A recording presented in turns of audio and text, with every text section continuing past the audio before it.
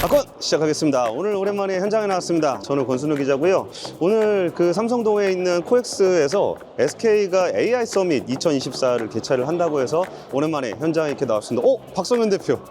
아까 시청자 여러분 안녕하십니까. 제가 하고 있습니다. 리벨리온의 박성현 대표님과 이렇게 우연히 현장에서 만날 수 있는 AI 서밋입니다. 진짜 찍고 있는 건가요, 형님? 이따 오케이. 부스로 찾아가도록 뵙겠습니다. 하겠습니다. 감사합니다. 와, 이렇게 여기 현장에 오니까 마이크로소프트에서도 왔고 오픈 AI도 왔고 ARM도 왔고 와, 오늘 리벨리온 대표들 이렇게 우연히 만나는 그런 자리였습니다. 오늘 최태원 회장의 키노트가 있는데요.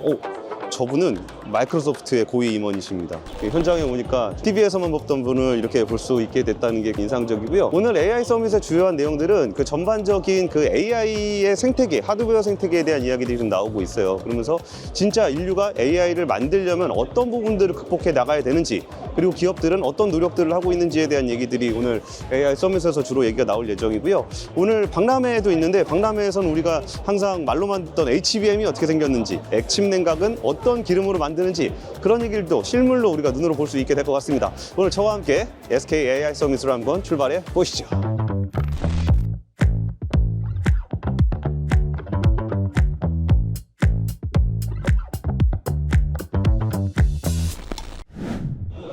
오늘 오전에 그 최태원 회장이 직접 진행한 키노트를 보고 왔어요. 그러니까 최태원 회장의 키노트의 주요 내용은 뭐였냐면은 미래 AI가 되게 잘 될 거잖아요. 그럼 그걸 가정했을 때 어떤 부분들이 지금 병목 현상을 겪고 있는지에 대한 얘기를 했어요. 그럼 대표적으로 뭐가 있었냐면 첫 번째는 여러분이 다 아시는 그런 겁니다.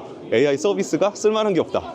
소비자들이 뭔가 돈을 내고 써야, 이거 뭐 엄청난 돈을 투자를 했는데 소비자들이 사용을 해야 돈을 벌잖아요. 그러니까 중요한 AI 서비스가 필요하다는 얘기를 먼저 했고, 두 번째 병목 현상은 AI 서비스를 운영하기 위한 비용이 너무 많이 들어간다는 거예요. 그러니까 원가가 너무 비싸니까 아무리 좋은 서비스가 나오더라도 소비자들이 돈을 내고 살 만한 수준이 아니라는 거죠. 키노트에서 지적했던 부분들이 여러 가지가 있는데 대표적으로 AI 가속기, 반도체가 좀 저렴하게 좀 효율적으로 나와야 되고, 그리고 이제 파운드리, 이거를 만드는 것도 잘 만들어야 되고 패키징도 중요하겠죠.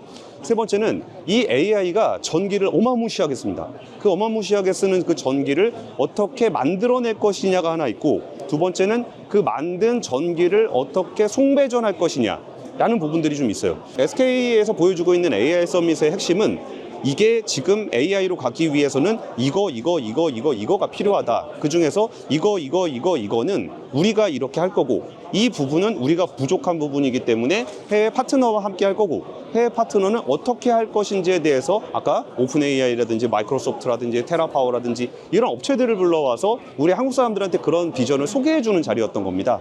그래서 AI 서밋을 보면서 좀 느꼈던 점은 진짜 글로벌 탑 레벨에 있는 AI 기업인들이 AI 미래에 어떤 부분들이 병목이 될 것으로 보이고, 이 문제를 해결하기 위해서 어떤 고민들을 하고 있는지를 볼 수 있었던 자리인 것 같아요. 그리고 지금 제가 와 있는 이 자리는 박람회장인데, 우리가 사실 뭐 데이터 센터를 실제로 가볼 일도 별로 없고 반도체를 실제로 볼 일도 별로 없잖아요. 그래서 실물로 전시해 놓은 그런 전시물들을 하나하나 함께 같이 보시면 좋을 것 같습니다. SK 하이닉스 하면 우리가 또 HBM을 가장 먼저 봐야 되겠죠. 하이 밴드위스 메모리, AI 솔루션 중에 하이 밴드위스 메모리. 이게 AI 데이터는 용량이 엄청나게 커가지고 반도체가 굉장히 빨리 연산을 해야 돼요. 근데 빨리 연산을 하려고 하면 메모리가 데이터를 빨리빨리 줘야 되거든요. 그러니까 하이 밴드위스라는 거는 얼마나 메모리가 연산기로 데이터를 빨리 보낼 수 있느냐라는 게 하이 밴드위스입니다. 이게 우리가 그 TV에서만 많이 보던 그 GB200인데 이거 같이 보시면은 여기에 그 엔비디아 GPU가 GB200 두 장이 들어가 있고, 여기에 CPU가 들어가 있습니다. 그러니까 여기에 얘가 그레이스고 얘가 블랙웰 두 장이 들어가 있는 건데, 사실 이게 지금 뚜껑으로 덮어져 있어서 그런데 이 속에 그 연산기가 들어있고 여기 HBM이 이렇게 8개가 붙어 있을 겁니다. 여기 CPU 옆에 있는 메모리는 LPDDR, 이거는 저전력 반도체, 얘는 모바일 폰에 들어가는 전기 적게 쓰는 그런 메모리거든요. 그래서 얘는 그 AI 가속을 빨리 해줘야 되니까 용량이 엄청 크고 빠른 HBM이 붙어 있는 거고, CPU는 일반 CPU니까 전기를 좀 적게 쓰는 LPDDR을 넣은 거예요. 그럼 여기에 들어가는 거하고 보시면은 볼게요. 여기 납작하게 붙어 있는 거 있죠. 여기랑 여기 보시면은 높이로 보면 거의 높이가 별로 안 느껴지시죠. 이게 D램이 13층으로 쌓여 있는 겁니다. 12층으로. 그리고 여기 들어가 있는 거는 한 층짜리잖아요. 한 층짜리하고 이 12층으로 쌓인 거의 높이가 거의 차이가 안 나요.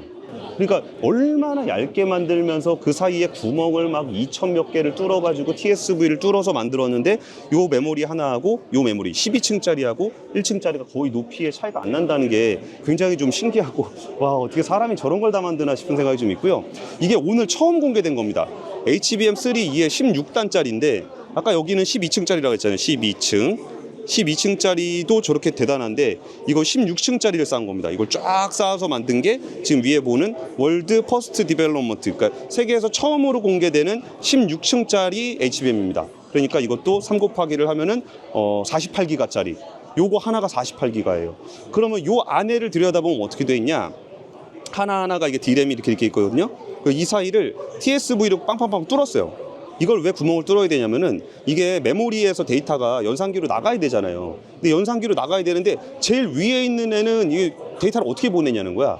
그래가지고 엘리베이터로 밑으로 쭉 내려보냅니다. 그래서 여기 TSV가 굉장히 많이 뚫려 있다. 그래서 요 사이 이 조그만 거가 진짜 위로 16개를 쌓고 여기에 거의 한 4,000개? 4,000개 맞을 것 같은데 4,000개의 구멍이 뚫려 있다. 정말 이 조그만 거에 그 별거 아닌 게 어떻게 다 들어가 있을까요? 그 참 우리가 실물로 보니까 좀 신기하기도 합니다. 반도체의 성능은 의외로 냉각기하고 관련이 되게 깊어요. 냉각을 제대로 못하면 그 좋은 반도체를 쓸 수가 없어요. 그러니까 우리가 스마트폰을 쓰면은 스마트폰에 들어가는 메모리의 성능은 사실상 냉각이 좌우한다 그래도 과언이 아니에요. 왜냐하면 이게 열이 났을 때 스마트폰은 너무 조그매서 이거를 실제로 냉각을 했으면 냉각기를 못 넣어요. 그러니까 아무리 좋은 반도체가 있어도 열이 많이만 하면 아예 못 넣는 거예요. 그러면 노트북에 쓸 수 있는 반도체라든지 아니면 TV에 쓸 수 있는 반도체라든지 이런 것도 다 냉각 성능에 좌우가 돼요. 그래서 지금까지 뭐 A100이라든지 그런 반도체들도 굉장히 효율이 좋은데 얘는 공냉식. 근데 그거보다 더 성능이 좋은 H100 같은 경우에는 물로 돌려서 하는 순행식. 그러면 그보다 더 성능 좋은 반도체를 쓰기 위해서는 그거보다 냉각 성능이 더 좋은 방식이 필요한데 그러면서도 차세대로 나오고 있는 얘기가 액침 냉각이 나오고 있습니다. 한번 같이 보시죠. 짜잔. 예, 기포 보이십니까? 기포? 이게 서버를 그냥 액체에다 갖다 집어넣은 거예요. 거기 수영장에 들어가 있는 거랑 비슷하다고 보시면 돼요. 그러니까 그전에는 내 몸을 이렇게 뭐 물 호스로 이렇게 감았다라고 생각하고 이 액침 냉각은 내가 수영장에 아예 들어가 있는 그런 방식이라고 생각하면 되는데요. 사실 그 반도체라는 게 그 물에 굉장히 민감하기 때문에 물에 닿으면 다 타버리거든요. 그래가지고 이 액침 냉각은 여기 SKM무브가 윤활유 만드는 회사거든요. 그러니까 윤활유 만드는 회사에서 윤활유를 활용해서 반도체에 큰 데미지를 주지 않으면서도 온도를 낮출 수 있는 액침 냉각을 하고 있는 겁니다. 그러면서 이거를 서버를 사용하는 회사들은 여기 보면은 SK텔레콤이 되겠고요. 뭐 GRC라는 회사도 있고 기가바이트라는 회사도 있고 이게 뭐냐면 SKM무브가 액침 냉각 기술을 가지고 있다고 하더라도 이거를 실제로 사용하는 사람 아니면 서버를 만드는 사람이 없으면 이 기술이 상용화가 안 되잖아요. 그러니까 이 회사들이 함께 협업을 통해서 데이터 센터의 냉각 시스템을 만들겠다 이렇게 보시면 될 것 같고요. 이것도 되게 신기하던데 얘는 조금 달라요. 얘는 보면은 액체로 꽉 차 있지 않아요. 꽉 차 있지 않고 가까이 보시면은 물이 자글자글하게 이게 자작하게 깔려 있습니다. 이 방식은 저거는 아예 물에 액체에 담그는 방식이라 그러면은 얘는 얇게 그 진짜 냉각이 필요한 부분들을 집중적으로 냉각을 시켜주는 그런 기술이라고 해요. 그럼 우리가 열을 생각할 때 반도체도 열이 굉장히 중요하지만 그러면 또 열 나는 게 제일 무서운 데가 어딨냐 생각해 보면 바로 배터리. 열을 받게 되면 어느 정도 열 수준의 이상으로 가게 되면은 열이 폭주해 버립니다. 열이 폭주해버리고 나면 리튬이온 배터리는 화재를 잡기가 굉장히 어려워져요. 그러다 보니까 이 액침 냉각 방식을 배터리에 적용하면 어떨 것인가 라는 컨셉에서 나왔던 게 배터리 ESS입니다. 지금 보시면은 자작자작하게 흔들리는 거 보이시나요? 이렇게 배터리들이 윤활유에 잠겨 있기 때문에 열이 발생하는 부분들을 낮춤으로써 화재 위험으로부터 좀 낮추는 어떤 배터리 ESS의 액침 냉각 방식이다라고 보시면 될 것 같고요. 사실 이게 자동차라든지 이런 데서 쓸 수도 있겠지만 데이터 센터에 그 전력을 공급을 할 때 이게 지금처럼 화석연료를 활용해서 전기를 이제 송배전망을 통해서 공급을 받게 되면은 그럴 때는 전력의 안정성이 높기 때문에 이런 배터리 에너지 저장 장치가 필요하지 않아요. 근데 이거를 만약에 그 재생에너지 같이 태양이 뜨거나 바람이 불 때만 전기가 나오는 방식으로 전기를 수급을 한다. 그러면 밤에는 데이터 센터를 어떻게 돌릴 것이며 바람이 안 불 때는 데이터 센터를 어떻게 돌릴 것이며 그럼 그럴 때 전기를 만들어서 이렇게 배터리에 보관을 해야 돼요. 근데 만약에 이거를 건물 안에다가 배터리 ESS를 만들었는데 갑자기 불이 나요. 그럼 데이터 센터 다 타요. 그러니까 이 화재에 대해서 뭔가 이게 좀 잘 관리를 할 필요가 있었을 때 이 그 데이터 센터의 반도체의 온도를 낮추기 위해 개발된 액침 냉각 방식을 배터리 ESS에 적용한 이런 방식이라고 보시면 될 것 같아요. 요즘에 하드디스크 쓰는 사람 거의 없죠. 근데 데이터 센터에서는 하드디스크를 엄청 많이 써요. 왜 그러냐면 쌉니다. 훨씬 더 느리지만 하드디스크가 훨씬 더 싸기 때문에 데이터 센터에서 많이 쓰고 있는데요. AI 데이터를 이제 처리하다 보면은 학습 과정에서 이렇게 수시로 메모리하고 데이터를 주고받아야 되는 일이 생기기 때문에 메모리의 속도가 굉장히 중요해졌다고 해요. 그래가지고 지금 보시면은 여기에 그 낸드 플래시가 용량별로 봤을 때 512기가, 2테라에서 16테라까지 쓸 수 있는 이런 낸드 플래시를 활용한 SSD를 사용하고 있습니다.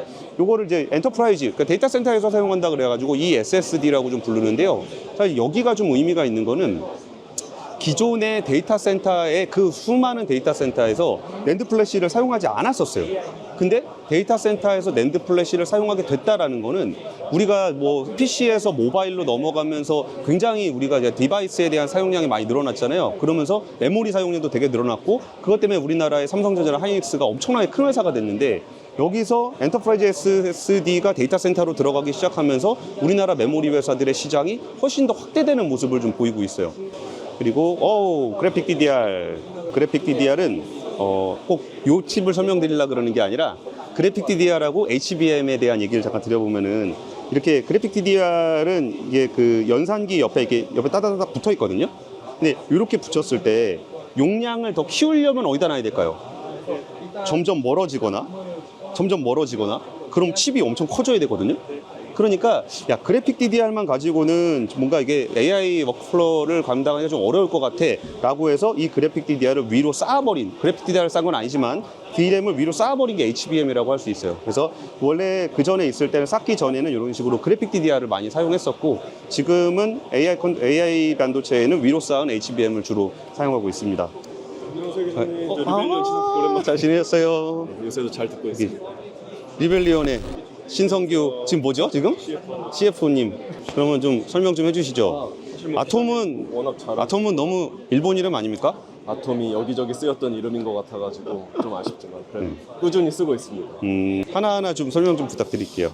네, 저희 뭐 잘 아시겠지만 리벨리온은 AI 반도체 설계하는 팀이고 네. 이 칩이 한 개 들어가 있는 이 카드가 아톰, 기본적인 아톰 카드라고 하고 CA22라고 지금 부르고 있고 조금 더 저희가 이제 LLM에 조금 더 이제 헤비한 모델들을 더 돌리기 위해서는 이 칩을 4개 꽂은 어떤 모듈이 아톰 맥스라고 저희가 이름을 붙여봤고요. 여기에는 아톰 4개 예. 그래서 오늘은 저희가 특별히 처음으로 렉도 이렇게 전시를 해봤습니다. 렉. 네. 와.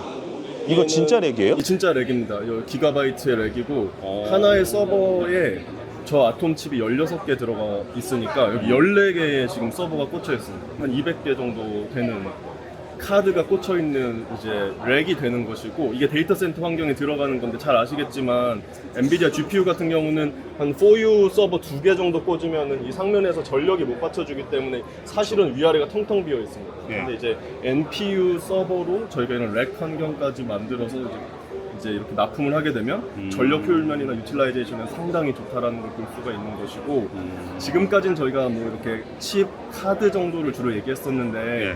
점점 이 AI 반도체 이쪽 LLM 관련된 분야가 경쟁이 심화되다 보니까 이런 렉 정도가 되는 어떤 제품들을 만들어서 대응을 하고 납품을 하는 게 좀 필요하다고 요즘은 생각해서 적극적으로 이번에 이렇게 좀 전시를 해보게 됐습니다.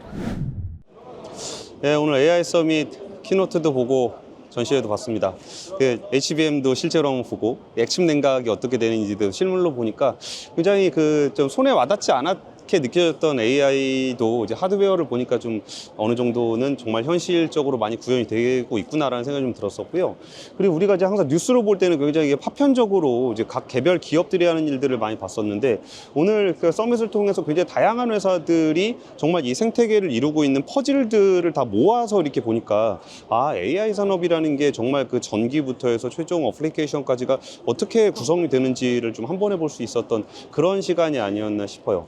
근데 뭐 여기서 좀 더 바라는 게 있다면 지금 보여주고 있는 이 퍼즐들이 그럴싸한 그림을 그리고 있는 것 같긴 한데 실제로 구현을 할 때 얼마나 좀 가격을 낮출 수 있고 얼마나 효율을 높일 수 있는지 그리고 성능을 어느 정도까지 소비자들을 만족시킬 수 있는지를 완성도를 높이는 과정도 굉장히 중요하지 않을까 싶어요. 그래서 지금은 굉장히 고비용으로 AI가 구현될 수밖에 없겠고 앞으로도 이제 훨씬 더 많은 인프라를 사용하게 될 텐데 그럴 때 사용하게 될 그 어마어마한 전기가 또 얼마나 많은 이산화탄소를 배출을 하고 그 이산화탄소로 인해서 기후위기가 발생하는 부분들에 대해서 우리가 어떻게 대처를 해야 될지에 대한 고민들도 필요한 것 같아요. 그래서 이제 그림은 대충 어느 모습인지 알겠다. 근데 실제로 이거를 구현하고 소비자들한테 서비스를 해서 인류가 좀 더 편리하고 효율적이고 지속 가능한 어떤 삶을 영위할 수 있도록 이 기업인들이 많은 힘을 내주셨으면 좋겠고요. 뭐 이런 자리를 통해서 좋은 투자 기회를 발굴하는 것도 우리에겐 필요한 자리가 아니었나 싶습니다. 오늘 악권 여기까지 하겠습니다. 감사합니다.